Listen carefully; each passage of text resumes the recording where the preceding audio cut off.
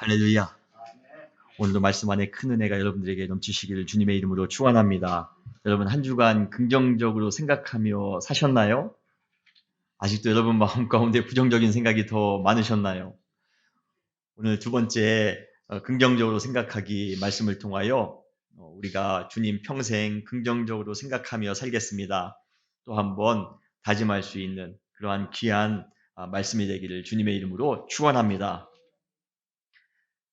간혹 어떤 사람들 중에 아주 징크스에 민감한 사람이 있습니다. 시험 전에는 손톱을 깎지 않는다든지, 시합이 있는 날에는 샤워를 하지 않거나 심지어 속옷도 갈아입지 않는 사람도 있고, 매일 일과를 시작할 때 꼭 양말을 왼쪽부터 신어야 좋다라고 생각하는 사람도 있습니다. 우리나라는 전통적으로 시험을 볼 때 무슨 국을 먹지 않죠? 미역국을 먹지 않습니다. 그리고 축구 시합에서 골대를 맞히면 그 골대 징크스라고 합니다. 그래서 골대를 맞추는 팀이 게임에서 진다고 생각해 골대를 맞히면 매우 불길하게 생각을 합니다. 이러한 징크스는 인간의 생각이 얼마나 우리의 행동에 부정적인 영향을 주는지를 보여주는 단적인 예일 것입니다. 사실 징크스가 다 맞는 것은 아닙니다. 아마 대부분의 경우 징크스는 미신적인 요소가 훨씬 더 많이 있습니다. 그럼에도 불구하고 우리의 행동은 징크스라는 그러한 생각에 의해 크게 영향을 받는다는 것입니다. 우연히 시계를 쳐다봤는데 4시 44분입니다. 그러면 괜히 찝찝하죠. 13일 밤에 금요일 날 아무것도 아닌데도 불구하고 괜히 불편합니다. 이러한 징크스는 우리의 의식세계보다는 우리의 무의식세계에 그 뿌리를 두고 있습니다. 사람의 마음에는 의식적인 부분, 교육이나 경험을 통해 마음 가운데 남아있는 기억들, 그러한 의식적인 부분이 있고 또 반면에 무의식적인 부분도 있습니다. 과거의 사람들은 자신들이 의식적인 부분, 그 기억나는 부분으로 생각하고 행동한다고만 생각했습니다. 그러나 현대에 와서는 의식적인 부분보다 깊이 잠재된 무의식적인 부분이 우리의 생각과 우리의 행동에 큰 영향을 준다라고 생각을 합니다. 예를 들어 우리가 기억하지 못하는 유아기 때의 아주 충격적인 경험들, 우리가 옷장에 갇혔다든지 아니면 방에 갇혀졌을 때가 있었습니다.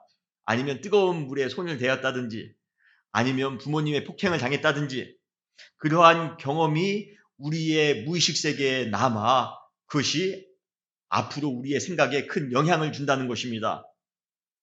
공동체적으로도 집단 민족성이라는 것이 있습니다.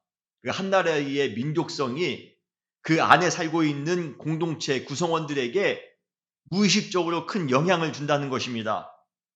본토에서 전쟁의 경험이 거의 없는 미국 사람들과 근대사의 다양한 아픔을 경험했던 한국 사람들 사이에는 분명히 생각에 차이가 있을 것입니다. 그러한 민족의 그 공동체 안에 생각이 그 안에 속해 있는 사람들에게 영향을 준다는 것입니다. 또한 우리의 무의식은 죄와 욕심이라는 그러한 추잡한 것들에 매여 있기도 합니다. 그래서 우리는 그 안에서 무의식적으로 죄성을 발휘하며 살아갑니다. 죄를 짓고 살아갑니다. 결국 무의식적인 부분이 우리의 생각과 우리의 행동에 큰 영향을 주는 것은 확실합니다. 그런데 이것이 생각이라는 주제를 나누는 데 있어 매우 심각한 문제를 우리에게 가져다 줍니다. 그 이유는 의식적인 부분은 개인의 의지나 노력으로 어느 정도 통제가 가능하지만 무의식적인 부분은 그러한 통제가 결코 쉽지 않기 때문에 그렇습니다. 결국 마음속 깊은 곳에 잠재되어 쉽게 드러나지 않는 무의식적인 생각들이 우리의 인생을 더 많이 지배할 수도 있다는 사실 때문에 우리는 경악하게 됩니다. 우리의 무의식 속에 부정적인 요소가 가득 차 있을 때 상처가 가득 차 있습니다. 아픔이 가득 차 있습니다. 그럴 때에 우리는 우리의 의지와 상관없이 부정적인 생각을 하게 되고 부정적인 행동을 하며 살아가게 된다는 것입니다. 과연 여러분들 안에는 어떠한 그러한 생각들이 가득 차 있습니까? 그러나 우리에게는 희망이 있습니다. 통제 불가능한 무의식의 세계조차도 우리는 믿음 안에서, 신앙 안에서 얼마든지 통제가 가능하기 때문에 그렇습니다. 물론 내가 하는 것이 아닙니다. 내가 그 무의식 세계를 통제하는 것이 아닙니다. 성령님께서 우리 가운데 함께 하셔서 우리의 무의식적인 세계를 얼마든지 통제할 수 있기 때문입니다. 우리의 개인적인 아픔들, 상처들, 공동체의 잘못된 오해들, 인류의 죄성들, 이 모든을 성령님께서는 치유해 주실 것입니다. 그리고 그렇게 신앙으로 인해 우리의 무의식이 거룩하게 되는 순간 우리는 긍정적인 생각을 하며 살아갈 수 있다는 것입니다. 여러분 안에 있는 상처들, 여러분 무의식의 안에 있는 그러한 잘못된 아픔들, 고통들, 이 시간 성령님께서 깨끗하게 치유해 주심을 여러분 믿으시길 바랍니다. 그 안에서 긍정적인 생각을 하시기 바랍니다. 그렇다면 무의식도 극복할 수 있는 긍정적인 생각을 가지기 위해 구체적으로 필요한 것이 무엇일까요? 우리는 무엇을 해야만 됩니까? 긍정적인 생각을 가지기 위해 여러분들에게 3가지를 말씀드립니다. 먼저 긍정적인 생각을 위해 우리는 미리 기뻐해야 합니다. 항상 기쁨이 넘치는 사람은 매 순간 긍정적인 생각으로 넘칠 수밖에 없습니다. 사실 기쁨이라는 감정은 기뻐할 조건이 충족될 때, 내가 원하는 대로 무언가가 이루어졌을 때만 생깁니다. 그렇죠? 사업에 성공할 때, 직장에서 승진할 때, 자녀가 걱정 없이 자라줄 때 우리는 기쁨이 생깁니다. 기쁨은 우리의 본능과 매우 밀접하게 맞닿아 있기 때문에 억지로 기쁜 마음이 생겨지지 않습니다. 병 걸린 사람에게, 자녀에 문제가 있는 사람에게, 사업에 실패한 사람에게 아무리 기뻐하라고 권면한다 할지라도 억지로 기쁜 마음이 생기는 것이 아닙니다. 그러나 긍정적인 생각에 능한 사람은 기쁨의 조건이 충족되기도 전에 기뻐하며 살아갑니다. 본능을 뛰어넘는 기쁨, 상황에 상관없이 누릴 수 있는 그러한 말할 수 없는 기쁨, 기뻐할 조건이 하나도 충족되지 않았는데도 불구하고, 그리 아니하실지라도 그럼에도 불구하고 마음 가운데 넘쳐나는 그러한 기쁨, 아주 신비한 기쁨. 여러분, 이러한 기쁨을 우리가 매 순간마다 누리며 살아갈 수 있다면 우리의 삶이 얼마나 행복할까요? 감옥에 갇혀 있는 사도 바울은 누가 보아도 전혀 기뻐할 처지에 있는 것이 아니었습니다. 감옥에 갇혀 있는 사람이 뭐가 기쁘겠습니까? 그러나 그는 신앙 안에서, 그 감옥 안에서도 말할 수 없는 기쁨이 넘쳤다는 것입니다. 그는 로마 감옥에 갇혀 있는 동안 빌립보 교회를 향하여 이렇게 편지를 썼습니다. 빌립보서 2장 17절로 18절에 보면, 만일 너희의 믿음의 재물과 섬김 위에 내가 나를 전제로 드릴지라도 나는 기뻐하고 너희 무리와 함께 기뻐하리니 이와 같이 너희도 기뻐하고 나와 함께 기뻐하라. 여러분, 이 구절을 읽으면 그냥 기쁨이 막 넘치지 않습니까? 사도 바울이 얼마나 기쁜지 여러분 느껴지지 않습니까? 그런데 이 구절에 나오는 나를 전제로 드린다라는 표현은 사실은 전제의 제사를 드린다라는 것, 이것은 희생제물을 죽인다라는 그러한 표현입니다. 그것처럼 사도 바울 자신도 곧 죽을지 모른다라는 부정적인 상황을 암시하는 표현입니다. 내가 나를 전제로 드릴지라도 이것은 내 죽음이 이제 임박했다라는 그러한 표현입니다. 감옥 안에서 하루하루 죽음을 기다리고 있는 이 노사도, 그러나 죽음 앞에 놓인 그러한 고통의 순간 속에서도 마음의 기쁨을 누리는 이 사도 바울의 모습이 얼마나 아름답고 위대하기까지 한지 모릅니다. 그러므로 어떠한 상황 속에서 기쁨을 유지하며 살아갈 때 우리는 긍정적인 생각을 하며 살 수 있는 것입니다. 여러분, 어떠한 상황 속에서도 항상 기쁨을 누리며 살아가는 여러분 되시기를, 그래서 긍정적인 생각을 하며 살아가시는 여러분 되시기를 주님의 이름으로 축원합니다. 과연 우리는 기쁨의 조건이 갖추어지기 전에 기뻐하는 삶을 살아가고 계십니까? 긍정적인 생각을 가지고 사는 사람들은 어떠한 상황 속에서도 기쁨을 유지하며 살아갈 수 있습니다. 그 이유가 무엇일까요? 그 이유는 바로 주님께서 모든 것을 다 잘 될 것이라, 주님을 통하여 모든 것이 잘 될 것이라 그러한 믿음이 있기 때문에 그렇습니다. 하나님은 어떠한 하나님이십니까? 하나님은 선하신 하나님이십니다. 이것은 하나님께서 우리에게, 그분이 사랑하는 우리에게 가장 좋은 것을 주시는 분이라는 그러한 의미를 가지고 있습니다. 마태복음 7장 9절로 11절에 보면 너희 중에 누가 아들이 떡을 달라 하는데 돌을 주며 생선을 달라 하는데 뱀을 줄 자가 어디 있겠느냐? 너희가 악한 자라도 좋은 것으로 자식에게 줄 줄 알거든 하물며 하늘에 계신 너희 아버지께서 구하는 자에게 좋은 것으로 주시지 않겠느냐? 사랑하는 성도 여러분, 하나님은 좋으신 하나님, 우리에게 좋은 것을 주시는 하나님이신 줄 믿으시길 바랍니다. 하나님께서 이미 좋은 것을 예비해 두시고 계신데 나의 부정적인 생각과 판단으로 지금의 삶을 염려하며 불평하며 살아가셔야 되겠습니까? 앞으로 모든 것이 다 잘 된 후에 지금까지 힘들어하고 괜히 마음 아파하며 살았던 시간들을 생각하면 얼마나 억울하고 얼마나 아깝겠습니까? 제가 애틀란타에서 개척할 때 그때 신분 문제로, 미국에서 신분 문제가 참 중요하지 않습니까? 신분 문제로 참 힘들어했던 적이 있습니다. 거기에 더불어 재정적인 문제까지 힘든 때가 있었습니다. 그러면서 참 얼마나 많은 걱정을 하며 하루하루를 지냈는지 모릅니다. 걱정과 염려가 우리의 삶을 압도하면 두려운 마음이 생기게 되고, 그렇게 되면 모든 것이 불가능한 것 같은 그러한 부정적인 마음으로 사로잡히게 됩니다. 제가 그때 그랬던 것 같습니다. 신분 문제를 생각하면 잠이 오지 않습니다.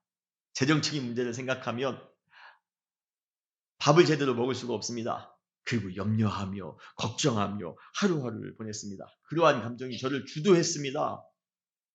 그런데 시간이 지나고 보니 주님께서 저에게 가장 좋은 것으로 어느 순간 주셨음을 제가 깨닫게 됐습니다. 신분 문제도 기적적으로 해결됐습니다. 재정적인 문제도 우리가 살 수 있도록 가장 알맞은 시기에 아주 신비한 방법으로 주님께서는 공급해 주셨습니다. 그러면서 느끼는 것이, 내가 그때 괜히 염려하며 괜히 고민했구나. 괜히 밥도 안 먹고 괜히 잠도 못 자면서 내가 힘들어했구나.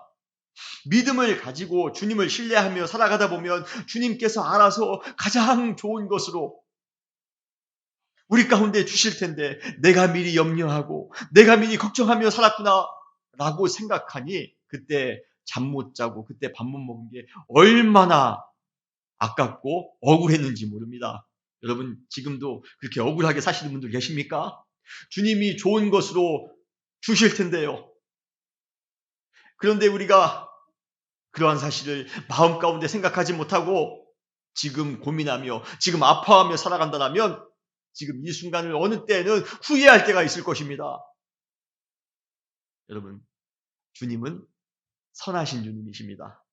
그래서 가장 좋은 것으로 우리에게 주시는 분이십니다. 물론 인생 과정 안에서 약간의 위기와 도전, 연단과 고통이 따를 수는 있습니다. 그러나 때가 되면 반드시 주님께서는 모든 것을 내가 원하는 것 이상으로 이루어 주실 것입니다. 지금은 상황이 안 좋다고 해서 내 감정대로 불평하고 원망하며 살아가다가 언젠가 잘 되면 그때 한 번에 몰아서 기뻐해야지 라고 생각하지 마시고 반드시 모든 것이 다 잘 될 것이야. 하나님이 나에게 가장 좋은 것을 주실 것이야. 그러한 긍정적인 생각을 가지시고 지금 우리에게 주어진 이 순간을 미리 기뻐하며 살아가시는 여러분 되시기를 주님의 이름으로 축원합니다. 두 번째로 긍정적인 생각을 위해 우리는 믿음을 가지셔야 됩니다. 지난주에도 성경의 인물들이 긍정적인 생각을 가지고 살 수 있었던 이유가 믿음이었다라고, 하나님을 향한 신앙이었다라고 제가 말씀을 드렸습니다. 그들뿐 아니라 현대를 살아가고 있는 우리도 마찬가지입니다. 긍정적인 생각의 근원은 믿음입니다. 믿음이 있는 사람은 항상 긍정적인 생각을 하며 살아갈 수가 있습니다. 믿음에 대해 잘 정의하고 있는 구절이 있습니다. 여러분이 다 잘 알고 있는 히브리서 11장 1절입니다. 믿음은 바라는 것들의 실상이요 보이지 않는 것들의 증거니라 라고 말씀하십니다. 이 구절은 지금 당장 눈으로 보이지 않는 것들이라 할지라도 믿음의 눈으로 본다면 모든 것들이 실제처럼 아주 생생하게 볼 수 있다는 그러한 의미를 가지고 있습니다. 예를 들어 하나님의 나라가 우리의 육신의 눈으로는 보이지 않습니다. 그러나 믿음의 눈으로 본다면 하나님의 나라를 아주 실제처럼 생생하게 우리는 경험할 수가 있습니다. 우리 교회의 학생들, 우리 교회의 자녀들, 육신의 눈으로 볼 때는 그냥 평범한 학생들 같습니다. 그냥 우리의 자녀들처럼 보입니다. 그러나 믿음의 눈으로 그 학생들을 바라보시기 바랍니다. 믿음의 눈으로 우리의 자녀들을 바라보시기 바랍니다. 그러면 우리는 그들에게서 이 시대를 이끌어가는 지도자의 모습을 볼 수가 있습니다. 육신의 눈으로 본다면 우리 은혜교회는 조그만한 도시의 작은 교회처럼 보입니다. 빈자리도 여럿이 있습니다. 그렇지만 여러분, 믿음의 눈으로 본다면 지금 우리 교회는 뜨겁게 부흥하는 교회인 줄 여러분 믿으시길 바랍니다. 지금 여러분 주위가 가득 차 있음을 믿으시길 바랍니다. 지역과 시대에 큰 영향력을 주는 모습을 여러분들은 보실 수 있을 것입니다. 여러분, 이것이 바로 믿음의 안목입니다. 미래에 대한 소원, 믿음에 바라는 것, 그것은 다 미래에만 있는 것이 아니라 우리는 현재에도 미리 맛볼 수가 있습니다. 어떻게요? 믿음을 통하여 맛볼 수가 있는 것입니다. 불확실한 미래이지만 믿음을 가지고 현재를 살아가기에 우리의 삶은 항상 긍정적일 수밖에 없습니다. 결국 믿음이 있는 사람은 미래에 대한 확신을 가지고 살아가기에 항상 긍정적으로 생각하며 살아갈 수 있는 것입니다. 여러분, 믿음을 가지시고 항상 긍정적으로 생각하며 나아가시는 여러분 되시기를 주님의 이름으로 축원합니다. 제가 사랑하는 신학자 중에 본회퍼라는 신학자가 있습니다. 여러분 들어보셨나요? 참 중요한 위대한 신학자입니다. 그러나 나치 정권에 저항하여 싸우다 39살의 나이로 억울하게 형장의 이슬로 사라진 너무도 안타까운 신학자가 바로 이 본회퍼입니다. 그런데 그가 나치 정권의 탄압을 받고 감옥에 갇혀 있었던 시기 충분히 절망하거나 좌절하고도 남을 만큼 혹독한 상황이었지만 그는 그러한 상황 속에서도 오히려 믿음으로 긍정적인 생각을 하며 살아갔습니다. 그의 마지막 생애의 마지막 성탄절, 그 성탄절 날 그는 사랑하는 연인이었던 마리아에게 이렇게 편지를 쓰고 있습니다. 죽음이 이제 얼마 남지 않은 시기였습니다. 성탄절 날 사랑하는 연인에게 편지를 쓰는 그 마음이 어땠을까요? 그런데 그는 이렇게 편지를 씁니다. 눈으로는 볼 수 없지만 믿음의 눈으로 확신하며 살아가는 저 보이지 않는 넓은 세계가 있습니다. 그러기에 내가 불행할 것이라 생각하지 말기 바랍니다. 그는 감옥 속에서 믿음의 눈을 들어 저 넓은 세계를 바라보았던 것입니다. 그러기에 그는 절망적인 감옥 속에서도 긍정적일 수 있었습니다. 나를 불행할 것이라 생각하지 마시오. 나는 지금 행복합니다. 나는 지금 기쁨이 넘칩니다. 그러면서 그 사랑하는 연인에게 그 편지의 마지막 구절에 시를 한 편 쓰는데 그 시가 선한 능력으로라는 그러한 시입니다. 요즘 찬송가로 만들어서 많은 사람들에게 지금 보급되고 있는데요. 보네포의 시라고 이렇게 여러분들이 검색하면 그 찬양을 들으실 수가 있습니다. 그 선한 능력으로라는 그러한 찬송에 보면 이러한 내용이 있습니다. 그 선한 힘이 바로 하나님의 힘이죠. 좋으신 하나님이 주신 그 힘, 그 선한 힘이 우리를 감싸시니 믿음으로 일어날 일, 지금은 당장 일어나지 않았지만, 지금 현실로는 보이지 않지만 믿음으로 일어날 일 기대하네. 주 언제나 우리와 함께 계시오. 하루 또 하루가 새로워. 보네포는 믿음 안에서 긍정적인 생각을 하며 살아갔기에 현실에 눌려 살아갔던 것이 아니라 매 순간 주님의 선한 능력 가운데 새로운 하루하루를 기대하면서 긍정적으로 살아갈 수 있었던 것입니다. 우리도 매일 그와 같이 그러한 믿음의 능력을 가지고 긍정적인 생각을 하며 살아갈 수만 있다면 얼마나 좋을까요? 그런데 우리의 삶이 그렇습니까? 우리는 보네포의 고통보다도 수천 배, 수만 배 더 조그만한 상황 가운데 살면서도 우리는 보네포보다도 수천 배, 수만 배 더 부정적인 생각만 하며 살아갑니다. 감옥 속에서도 긍정적인 생각을 하며 살아가는데 우리는 현실의 상황 가운데도 미국 얼마나 편합니까? 얼마나 안전합니까? 그런데도 우리는 이 삶 가운데에도 천배로 만배로 더 부정적인 생각을 하며 살아갑니다.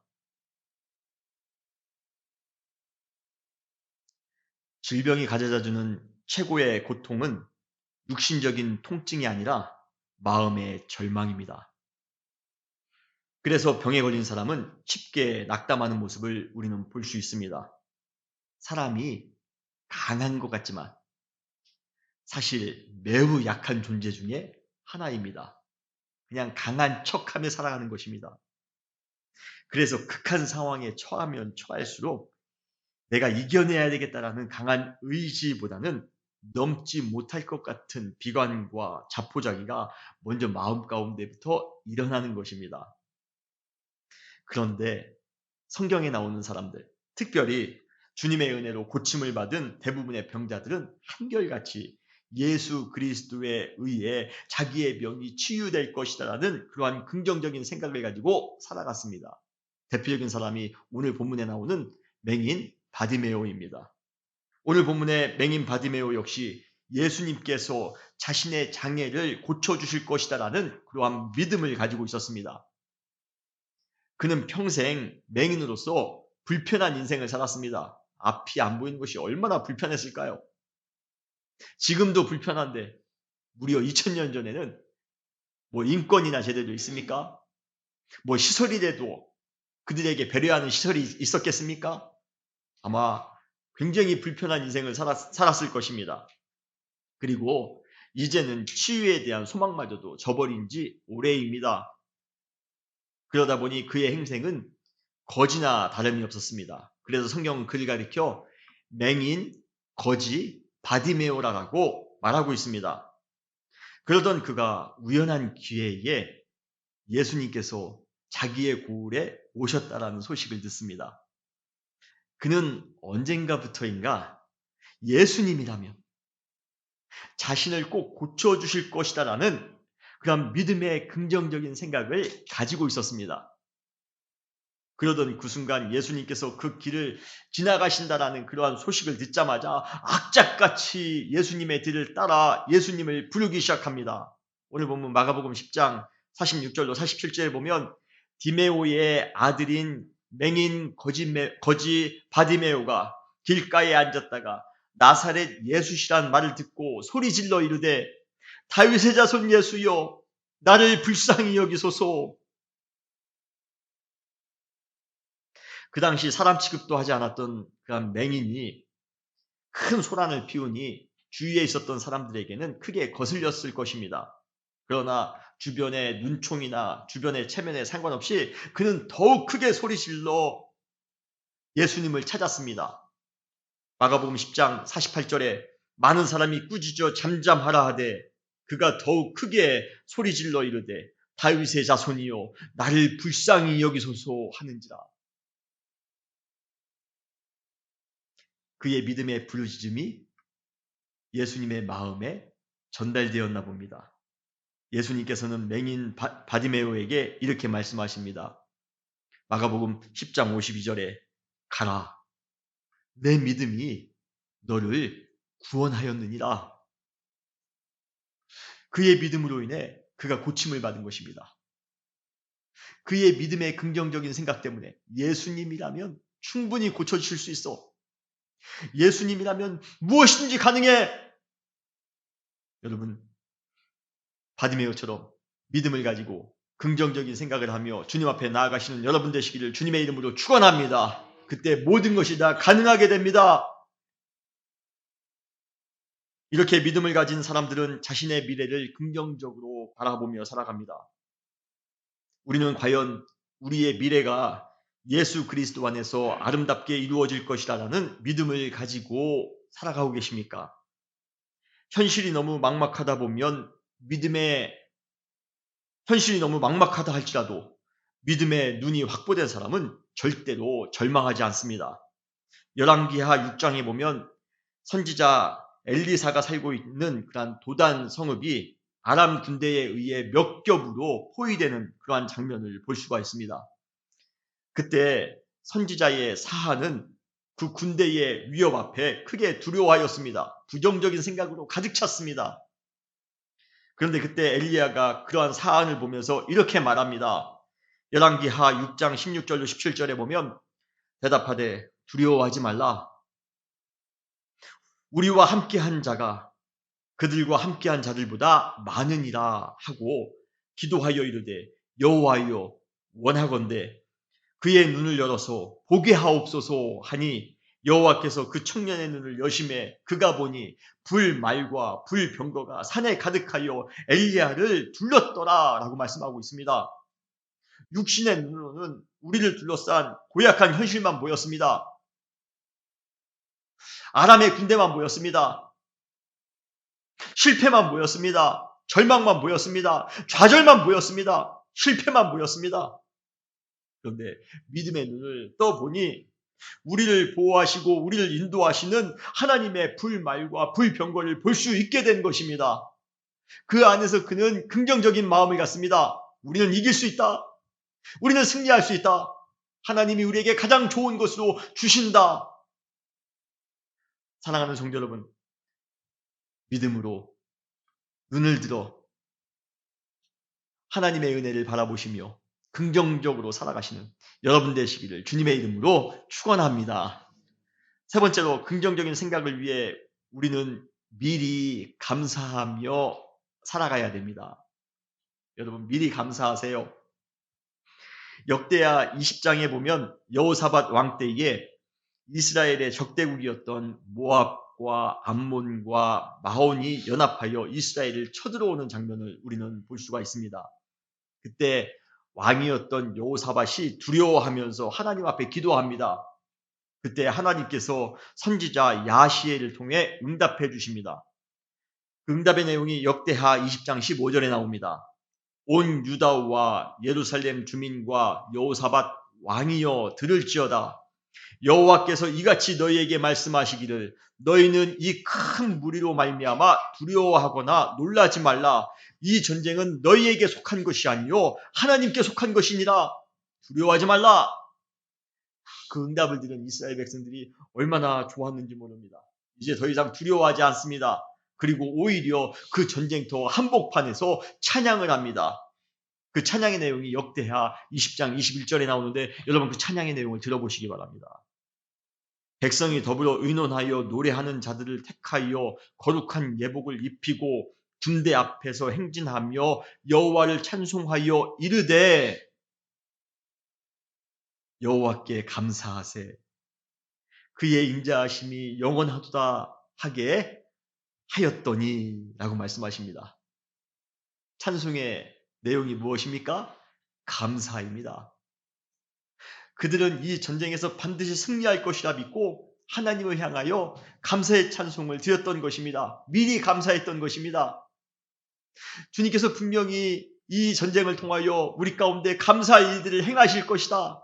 그들은 믿고 미리 감사했던 것입니다.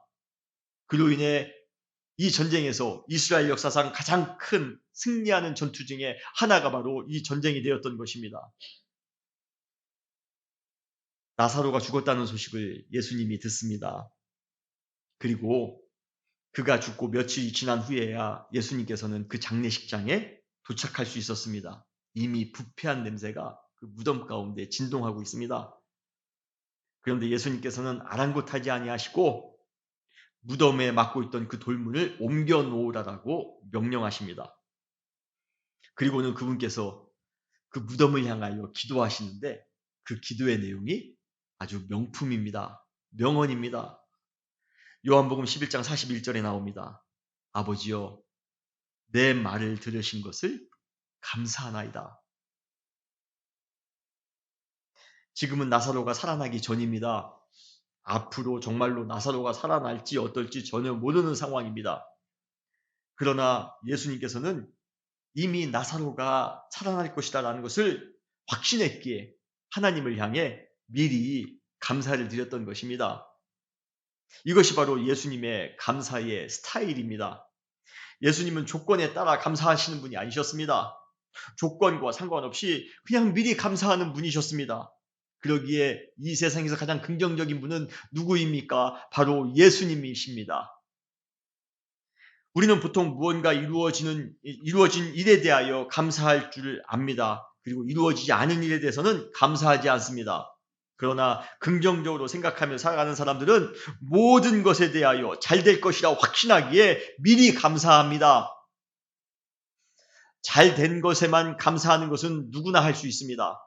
그러나 일이 본격적으로 시작하기도 전에 이루어질 것이라 믿고 감사하는 것은 긍정적인 생각을 가진 사람만 할 수 있습니다. 그러므로 긍정적인 생각을 가지기 위해서 우리는 성취와 상관없이 범사에 감사하는 삶을 살아가시는 여러분 되시기를 주님의 이름으로 축원합니다. 감사하는 사람만이 그 사람만이 긍정적으로 생각하며 살아갈 수가 있는 것입니다. 여러분들에게 세 가지 말씀드렸습니다. 긍정적인 생각을 하며 살기 위해 우리는 미리 기뻐해야 됩니다. 그리고 믿음으로 살아가야 됩니다. 그리고 모든 일에 미리 감사해야 합니다. 이것을 통합적으로 잘 표현해주고 있는 성경 구절이 있습니다. 그 구절이 바로 데살로니가전서 5장 16절로 18절입니다. 항상 기뻐하라. 쉬지 말고 기도하라. 범사에 감사하라. 이것이 그리스도 예수 안에서 너희를 향하신 하나님의 뜻이니라. 할렐루야. 하나님의 뜻은 우리가 항상 기뻐하며 쉬지 않고 믿음의 기도를 하며 범사에 감사하며 살아감으로써 항상 긍정적인 생각을 하며 살아가는 것입니다. 부정적인 생각으로 가득 차 항상 기쁨을 잃습니다. 믿음도 연약해집니다. 기도할 줄도 모릅니다. 감사도 없는 삶을 살아갑니다. 이것은 결코 하나님이 원하는 것이 아닙니다. 하나님의 뜻이 아닙니다. 여러분 항상 기뻐하시기 바랍니다. 그리고 믿음으로 기도하며 살아가시길 바랍니다. 믿음의 눈을 떠 긍정적으로 미래를 바라보며 살아가시길 바랍니다. 범사에 감사하시길 바랍니다. 그러면 여러분 그러한 것을 통하여 긍정적인 생각이 여러분 마음 가운데 넘칠 것입니다. 그때 우리는 승리하는 삶, 주님의 은혜 가운데 거하는 삶을 살게 될 것입니다. 마지막으로 가장 중요한 말씀을 여러분들에게 드립니다. 사실은 긍정적으로 생각하자라는 그러한 설교 시리즈 지난주와 이번 주와 말씀을 나누며 사실은 이 구절을 말씀드리기 위하여 여러분들에게 말씀을 드렸던 것입니다. 마지막으로 믿음 안에서 긍정적인 생각을 하며 살아가는 사람들에게 주어지는 축복이 있습니다. 이 축복 때문에 여러분들에게 긍정적인 생각을 하자라고 말씀을 드린 것입니다. 그 축복이 무엇일까요? 바로 창조성입니다. 바로 창조적으로 생각하는 능력입니다. 주님께서 우리가 긍정적으로 생각하며 살아갈 때마다 우리에게 창조성, 모든 것을 창조적으로 생각할 수 있는 능력을 주시는 줄 여러분 믿으시길 바랍니다. 이사야서 55장 8절에 보면 하나님의 생각은 우리 인간의 생각과 완전히 차원이 다르다라고 말씀을 드렸습니다.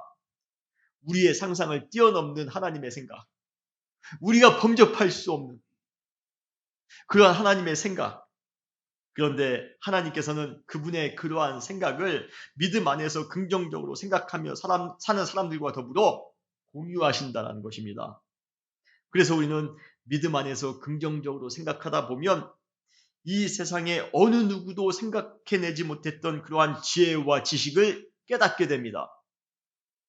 긍정적으로 생각하는 사람들은 이 세상 사람들과 생각하는 방식이 전혀 다른 방식으로 생각하기에 세상 사람들이 전혀 생각해내지 못하는 그러한 창의적인 통찰력과 해안을 가지게 될 것입니다. 하나님께서 창의적인 생각으로 세상을 창조하셨던 것처럼 긍정적으로 생각하는 사람들은 이 세상의 역사를 창조적으로 만들어 나가게 될 것입니다. 하나님께서는 가장 창조적인 생각으로 우리를 구원해 주셨던 것처럼 어떻게 예수님의 그 십자가의 은혜를 통하여 우리를 구원해 주실 수 있다는 생각을 누구든 할 수 있겠습니까? 그러나 하나님께서 가장 창조적인 생각으로 우리 세상을 구원하셨던 것처럼 긍정적으로 생각하는 사람은 우리 교회를 가장 창조적인 신앙 공동체로 만들어 나아갈 것입니다. 그리고 우리 지역을 가장 창조적으로 섬겨 나아갈 수 있을 것입니다. 사랑하는 은혜교회 성도 여러분, 긍정적으로 생각하시기 바랍니다. 마음껏 기뻐하세요. 그리고 감사하시기 바랍니다. 믿음 안에 살아가시기 바랍니다. 그 사람에게 하나님께서는 긍정적인 생각을 부어 넣어 주실 것입니다. 그것은 바로 창조성입니다. 창의적으로 생각할 수 있는 능력입니다. 세상 사람들과 생각하는 방식이 다를 것입니다. 그러한 마음을 가지고 우리가 살아간다면 우리의 교회가 얼마나 아름다운 교회로 성장할까요? 여러분의 가정이 얼마나 아름다운 가정이 될까요? 사랑하는 은혜교회 성도 여러분, 긍정적으로 생각하시기 바랍니다. 그리고 하나님께서 주시는 창조적으로 생각하는 능력을 가지고 이 시대를 또 한 번 이기며 살아가시는 여러분 되시기를 주님의 이름으로 축원합니다. 같이 기도하시겠습니다.